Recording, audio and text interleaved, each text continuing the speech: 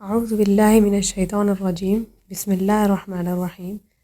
رسول اللہ صلی اللہ علیہ وسلم کی زبان مبارک پر کوئی برا کلمہ نہیں آتا تھا اور نہ آپ صلی اللہ علیہ وسلم کی ذات سے یہ ممکن تھا، اور آپ صلی اللہ علیہ وسلم نے فرمایا تھا کہ تم میں سب سے زیادہ عزیز مجھے وہ شخص ہے جس کی عادات و اخلاق سب سے عمدہ ہوں۔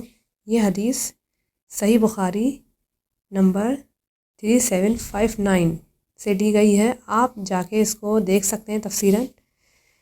ماشاء اللہ سبحان اللہ، بہت پیاری حدیث ہے۔ اس میں آپ صلی اللہ علیہ وسلم نے اخلاق کے بارے میں ہمیں اہمیت بتائی ہے کہ یہ اگر ہم اپنی زندگی میں لے آئیں تو ہمیں اس سے کتنا فائدہ ہوگا۔ دوسری جگہ ایک حدیث ہے اخلاق سے متعلق۔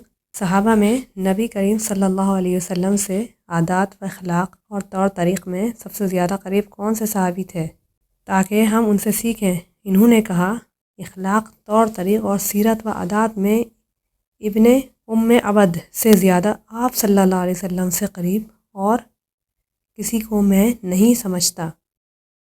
زہری بن حرب اور عثمان بن ابی شیبہ نے ہمیں حدیث بیان کی۔ دونوں نے کہا، ہمیں جریر نے اعمش سے، انہوں نے شقیق سے، انہوں نے مسروق سے حدیث بیان کی۔ انہوں نے کہا، جب حضرت معاویہ رضی اللہ تعالی عنہ کوفہ آئے تو ہم ان کے ساتھ آنے والے حضرت عبداللہ بن عمرو رضی اللہ تعالی عنہما سے جا کر ملے۔ انہوں نے رسول اللہ صلی اللہ علیہ وسلم کا ذکر کیا اور کہا، آپ صلی اللہ علیہ وسلم نہ طبعاً زبان سے کوئی بری بات نکالنے والے تھے اور نہ تکلف کر کے برا کہنے والے تھے۔ نیز انہوں نے کہا، رسول اللہ صلی اللہ علیہ وسلم نے فرمایا، تم میں سب سے اچھے لوگ وہی ہیں جو اخلاق میں سب سے اچھے ہیں۔ عثمان بن ابی شیبہ نے کہا، جس موقع پر حضرت عبداللہ بن عمرو رضی اللہ تعالی عنہما حضرت معاویہ رضی اللہ تعالی عنہ کے ساتھ کوفہ آئے تھے۔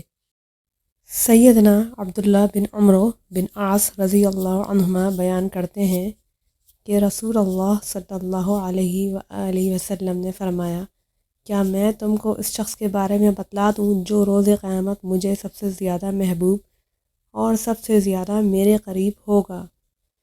لوگ خاموش رہے۔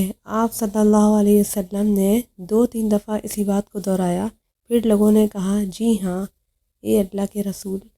آپ صلی اللہ علیہ وآلہ وسلم نے فرمایا، جو اخلاق میں سب سے اچھا ہوگا۔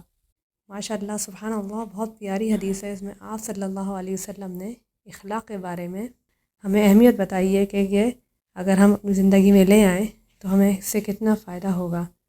لہٰذا ہمیں اللہ تعالیٰ ان سب احادیث پر عمل کرنے کی توفیق عطا فرمائے۔